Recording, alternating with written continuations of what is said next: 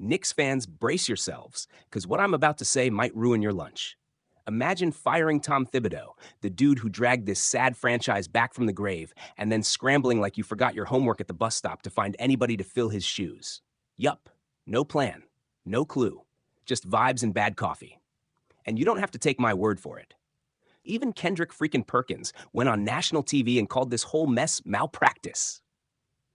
When Perk, Mr. I Don't Bite My Tongue, says you botched it, you botched it.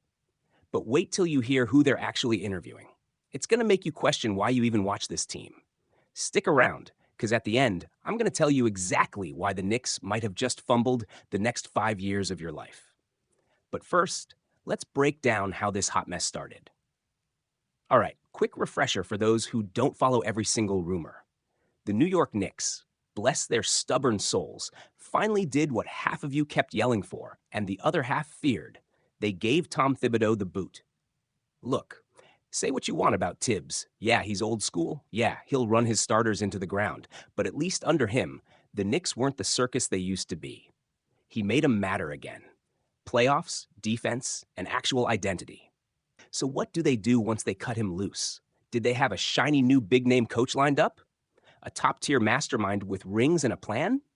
Hey, please. This is the Knicks we're talking about. So here's the sad joke. While other teams are out here snagging the hottest new coaching talent, the Knicks are cold-calling Mike Brown and Taylor freaking Jenkins. Let's break this down like real fans, not some ESPN suit who has to be polite. Mike Brown. Good dude. Respectable assistant. He's got a ring or two from sitting next to LeBron in Cleveland. Sure, he did solid with the Kings for a minute, won Coach of the Year, and honestly, Sacramento did him dirty, letting him go. But let's keep it 100. Is Mike Brown really the guy to drag New York to the finals for the first time since people actually used payphones? Bruh, come on. Then there's Taylor Jenkins. Solid young coach, did fine things in Memphis. Until Ja Morant decided to practice being an NBA YoungBoy clone more than an actual point guard. But is Jenkins a big enough presence to handle the New York media? The tabloids? Spike Lee lurking at the Garden, ready to throw shade? Please, be real with yourself. You fire Tibbs, one of the few grown men in this league who can look Julius Randle in the eye and say, yo, you're being soft tonight, and replace him with a nice, polite, we'll see candidate? Y'all deserve the heartbreak you keep getting every damn year. No disrespect, but full disrespect. This is what happens when a front office has zero backbone.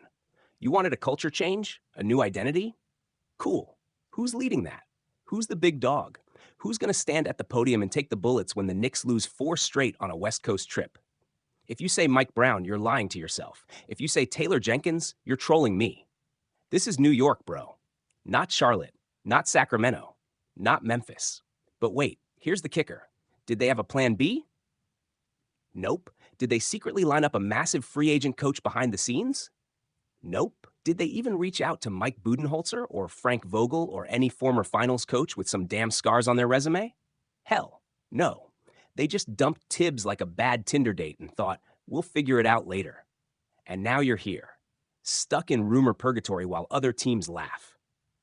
How does a front office with this much money and this much media power keep fumbling the bag this hard? This is the same crew that thought Kemba Walker was the savior. The same folks who handed Evan Fournier a bag so big he's still smiling at Disney World.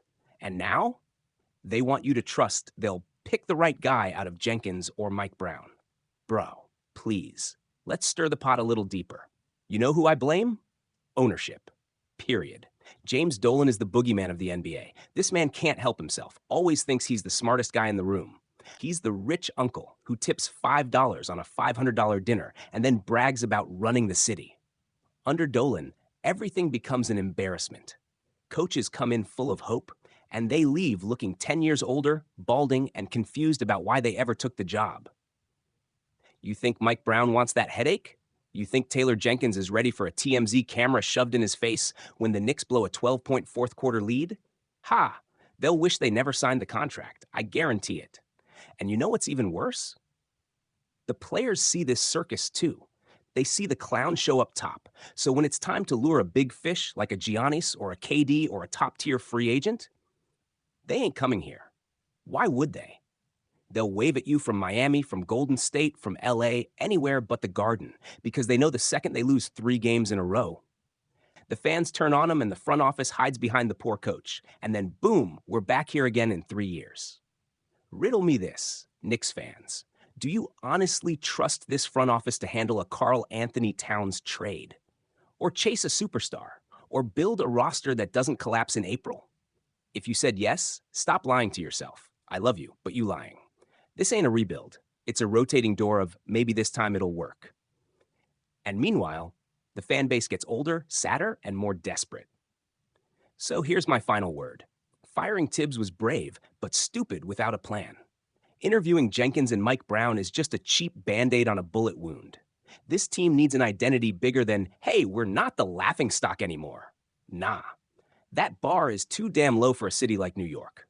Until this front office grows a spine or Dolan sells the team, but good luck with that, it's just rinse and repeat. Tears in the Garden. Rage on Twitter. Same ol', same ol'. You want hope? Here's the only hope you got.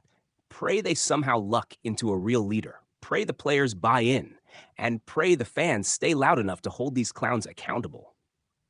Because this ain't just a coaching search. It's a test of whether the Knicks actually want to matter in this league or just keep printing money while we all suffer. And trust me, I'll be here for every meltdown, every bad trade, every tragic fourth quarter collapse. So hit that subscribe button, smash that like, and stay locked in, because this Knicks soap opera, it's just getting started. Peace.